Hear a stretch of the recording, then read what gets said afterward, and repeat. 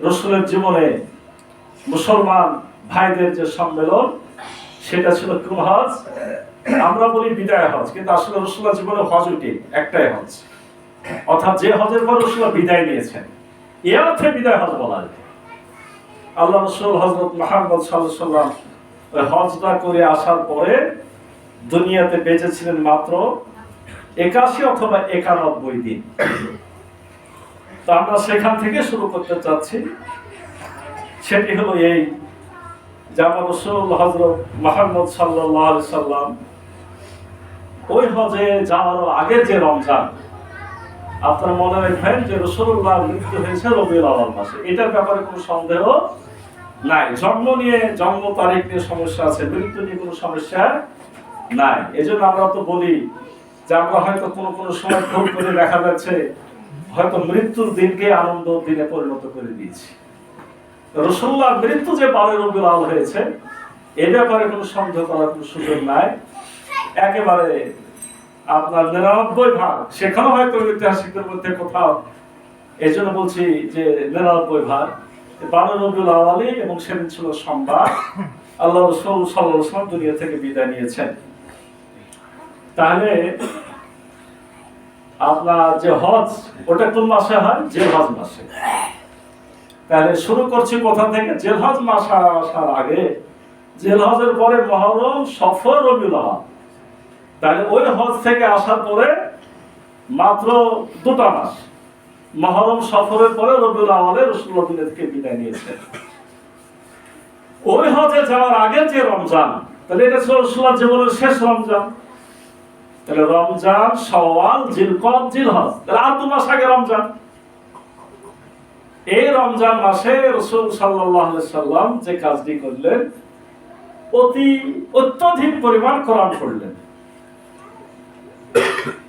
অন্যান্য রমজানে কোরআনুল কারীমকে জিবরিল আমিন একবার শোনাতো। রমজান মাসে আসলে একবার তিনি শোনাতেন, রাসূলুল্লাহ আবার তাকে একবার শোনাতেন, যাতে করে কোরআনটা কি করা হয়, মানে ঠিকঠাক করে নেওয়া যায়, কোনো কথা যাতে কোনো সমস্যা না থাকে। এই রমজানে রাসূলুল্লাহর মৃত্যুর বছর শেষ সময়ের রমজানে এই কাজটা 2বার করা হয়। অর্থাৎ জিবরিল আমিন 2বার শোনালেন, রাসূলুল্লাহ জিবরিল আমিনকে কয়বার শোনালেন? 2বার শোনালেন। এবং এই বছরে তিনি ইতিকাফ করতেন অন্য বছরে 10 দিন, এই বছরে করেছেন কিন্তু 20 দিন। আমাদের জন্য 20 দিন করতে তিনি বলে যান নাই, তিনি করেছেন, কিছু আমল ছিল তার ব্যক্তিগত। এই রমজানে তিনি 20 দিন তিনি ইতিকাফও করেছিলেন।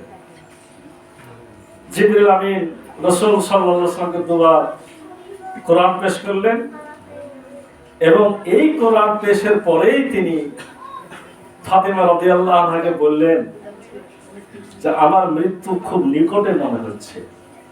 জিবরিল আমিনের আচরণ দেখেই তিনি ফাতিমা রাদিয়াল্লাহু আনহাকে রমজান মাসে, তার মানে মৃত্যু কত মাসে খেয়াল করেন, রমজান, শাওয়াল, জিলকদ, জিলহজ, মুহররম, সফর, 6 মাস আগে, 6 মাস আগে তিনি ফাতিমা রাদিয়াল্লাহু আনহাকে বললেন যে আমার মনে হয় মৃত্যু খুব কাছে। কারণ কি ছিল বলেন? রাসূল তো বিদায় নেবেন, তাহলে এত কোরআন পড়ার দরকার আছে? ব্যাপারটা অন্য জায়গায়। কারণ কোরআনটা তো আমাদের জন্য তিনি রেখে যাবেন, একেবারে আল্লাহ রাব্বুল আলামিন যেভাবে দিয়েছেন সেভাবে শুদ্ধ সঠিকভাবে সাজানো গুছানো অবস্থায় তো রেখে যেতে হবে। এরপর রাসূল সাল্লাল্লাহু আলাইহি ওয়াসাল্লাম এই রমজানের পরে তিনি তো 10ম হিজরি সালে তিনি হজের জন্য আপনার মক্কা গেলেন, এবং ওখানে যেও তিনি এই কথাটা বললেন। মক্কাতে যে তার প্রথম ভাষণের শুরুতে তিনি এটাই বলেছিলেন যে আল্লাহর কসম, আমি জানি না এবছরের পর এই স্থানে তোমাদের সঙ্গে আর মিলিত হতে পারবো কি না। তার মানে বিরাট সমাবেশও কিন্তু তিনি বলেই দিয়েছেন যে আল্লাহর কসম করে বলছি যে আমি মনে হয় এই বছরের পরে পুনরায় আবার এখানে এসে তোমাদের সাথে মিলিত হতে পারবো না। রাসূল সাল্লাল্লাহু আলাইহি সাল্লাম এইভাবে তিনি বললেন। বলার পরেই তো আপনারা জানেন সে বিখ্যাত আয়াত সূরা মায়েদা আপনার 3 নম্বর আয়াত নাজিল হলো। 3 অথবা 5 নম্বর আয়াত, আলিয়াউমা আকমালতু লাকুম দীনাকুম ওয়া আতমামতু আলাইকুম নি'মাতি ওয়া রাদিতু লাকুমুল ইসলাম দীনা। আজকে আল্লাহর ঘোষণা, এই আয়াতটি নাজিল হয়েছে 91 দিন পরে। মানে হজ থেকে আসা, মদিনাতে ঢোকা একটা তো সময়।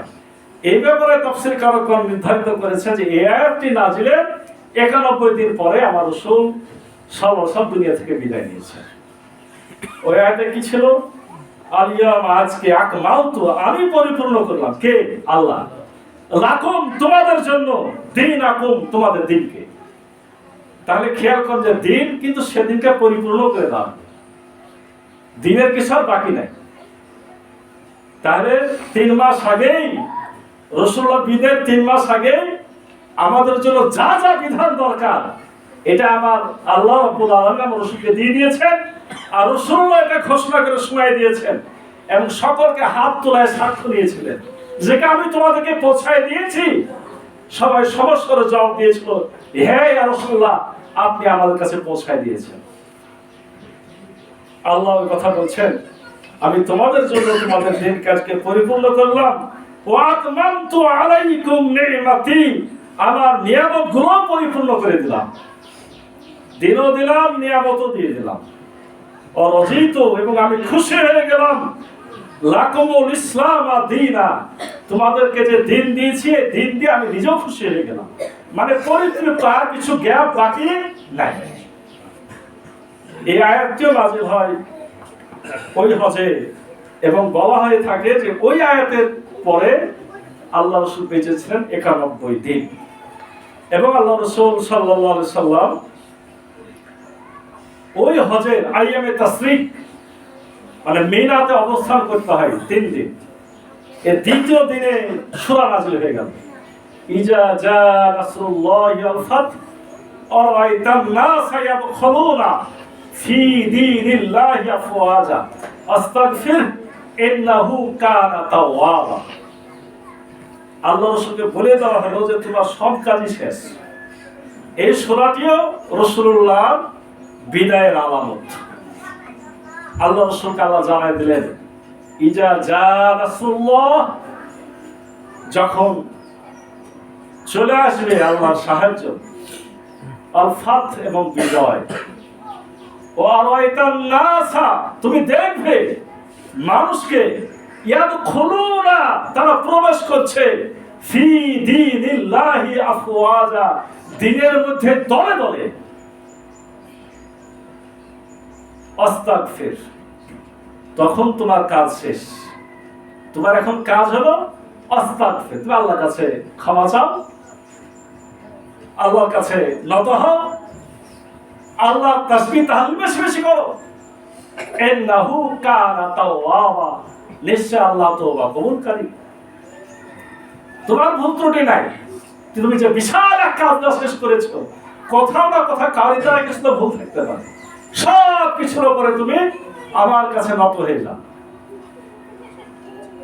এই সূরা যখন নাযিল হয়ে গেল, তখন থেকেই এদিকে হজ শেষ হয়ে গেল। রাসূল সাল্লাল্লাহু আলাইহি সাল্লাম তার নিজের বাকি সময়টা অত্যধিক পরিমাণ ইবাদত বন্দেগীতে পার করা শুরু করেছিলেন। এবং এই সূরা নাযিলের পরেই রুকু এবং সিজদায় তিনি সুবহানা রাব্বিয়াল আযীমের পরিবর্তে কি বলতেন জানেন? অনেকে জানেন না, অথচ এটা মুখস্থ থাকা দরকার এবং পড়া দরকার। তিনি এখন থেকে পড়া শুরু করলেন, সুবহানাকাল্লাহুম্মা রাব্বানা ওয়া বিহামদিকা আল্লাহুম্মা গফির। এই তাসবিহ তিনি পড়া শুরু করলেন, বেশি বেশি পড়া শুরু করলেন। সুবহানাকাল্লাহুম্মা, হে আল্লাহ তুমি পবিত্র, ওয়া বিহামদিকা, প্রশংসা শুধু তোমারই, তোমার কাছে আমি ক্ষমা চাচ্ছি। আশহাদু আল্লা ইলাহা ইল্লা আনতা, তুমি ছাড়া আর কেউ ইলাহা নাই, আমি সাক্ষ্য দিচ্ছি। আস্তাগফিরুকা, এবং তোমার কাছে ক্ষমা চাচ্ছি, ওয়া আতুবু ইলাইক, তোমার কাছে ফিরে যাচ্ছি। তার মানে আমি এই কথাটা কেন নিয়ে আসলাম, যদি আগামী দিন আলোচনা করবো। সূচনা কিন্তু হয়ে গেল কতদিন আগে, 6 মাস আগে রমজান শুরু হয়েছে, আর 3 মাসের মাথাতে